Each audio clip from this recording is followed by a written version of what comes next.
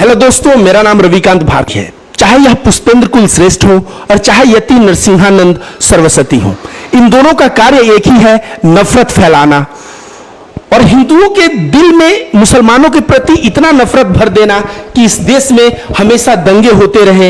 यह देश को अमन चैन में ये लोग देखना नहीं चाहते। जो दंगे होंगे उससे किसी राजनीतिक दल को फायदा होगा और उसी राजनीतिक दल के आड़ में ये लोग अपनी दुकान चलाते रहेंगे। मैं कहता हूं इनकी दुकान को मैं बंद करूंगा। ये लोग जो भी तथ्य कहते हैं वह तथ्य गलत कहते हैं, मैं उसका प्रमाण दूंगा। दोस्तों, ये लोग कहते हैं कि कुरान में ऐसा लिखा है, जहां भी काफिरों को देखो काफिरों की हत्या कर दो। और काफिर मतलब क्या? जो अल्लाह को नहीं मानते वो सब काफिर हैं। ये लोग कहते हैं हिंदुओं, जनसंख्या में जिस दिन ये मुसलमान ज्यादा हो गए तुम लोग काफिर रहोगे, तुम लोगों को भी ये हत्या कर देंगे, इसलिए इनसे बचने की जरूरत है। और इस तरह का बात करके यह दंगा कराने का कार्य करते हैं।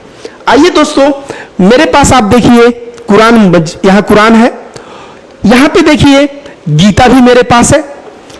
क्योंकि ये लोग, मैं कुरान दिखाया तो ये लोग कहेंगे ना कि ये एक मुल्ला ही है जो कुरान की स्टडी करता है। मेरे पास भागवत गीता की 17 किताबें हैं, चाहे वो प्रभुपाद की किताब हो, चाहे गीता प्रेस का, चाहे अलगरानंद महाराज जी का, चाहे ये देखो ये गीता का ये योगानंद जी द्वारा लिखा हुआ है।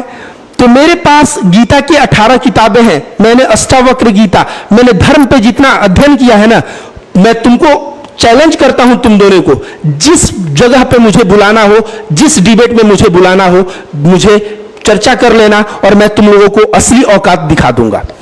दोस्तों, तो ये लोग कहते हैं कि कुरान में लिखा है कि जहां भी काफिरों को देखो काफिरों की हत्या कर दो।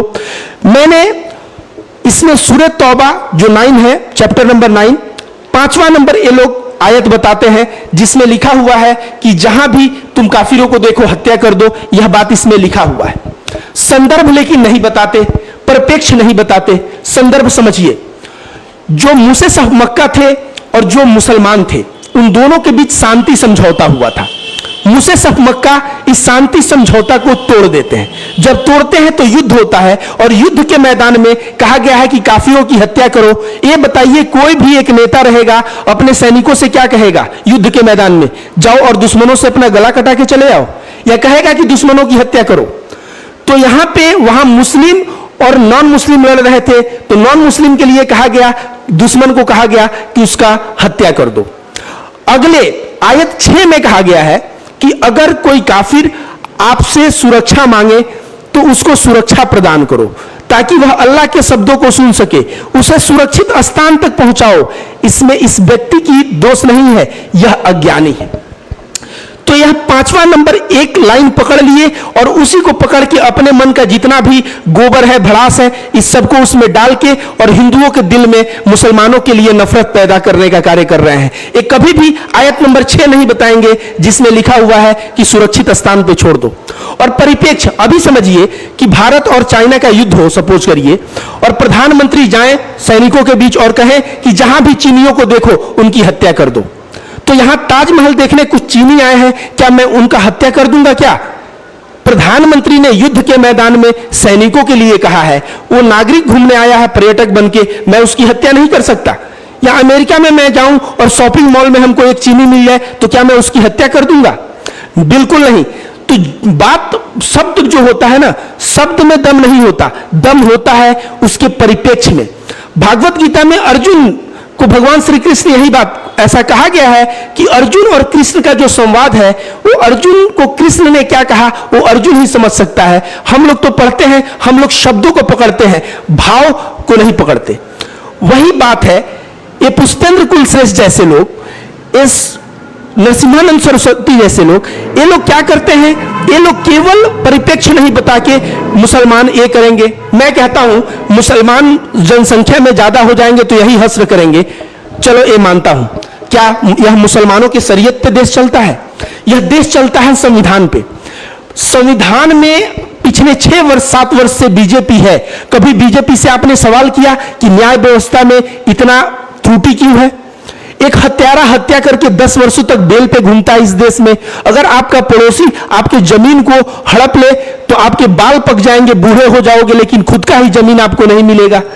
यहां फैसला आने में 10-10, 20-20 वर्ष लग जाते हैं। क्या यह फैसला शुद्ध और त्वरित न्याय नहीं हो सकता? 6 महीना या 1 वर्ष में नहीं आ सकता?